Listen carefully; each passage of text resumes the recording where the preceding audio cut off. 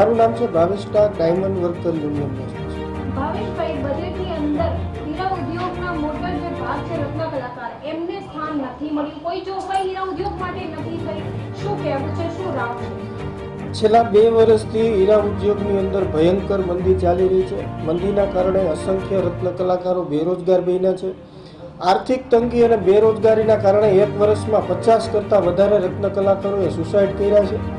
ત્યારે રત્ન કલાકારોને અને અમને એવી આશા હતી કે કેન્દ્રના જે કાંઈ બજેટો આવે છે 2025ની અંદર ડાયમંડ ઇન્ડસ્ટ્રીઝમાં કામ કરતા રત્ન કલાકારોને ખાસી જોગવાઈ આપવામાં આવશે, આર્થિક પેકેજ જાહેર કરવામાં આવશે, કોઈ યોજના જાહેર કરવામાં આવશે. પરંતુ સરકારે રત્ન કલાકારોની અવગણના કરી છે. સરકારે રત્ન કલાકારોની દરકાર લીધા વગર જ જે લોકો આત્મહત્યા કરે છે એને કોઈ પણ સહાય નહીં, જે લોકો બેરોજગાર છે એને કોઈ પણ સહાય નહીં કરીને સરકારે રત્ન કલાકારોની અવગણના કરી છે.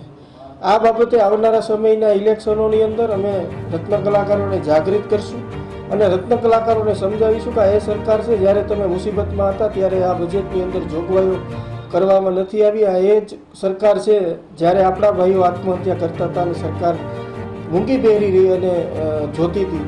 તો આ માટે અમે રત્ન કલાકારો સુધી જશું અને એને જાગૃત કરવાના પૂરા પ્રયત્નો કરશું. આખરી નિર્ણય અમે રત્ન કલાકારો પર છોડીએ છીએ કે વોટ તેને આપવો નહીં.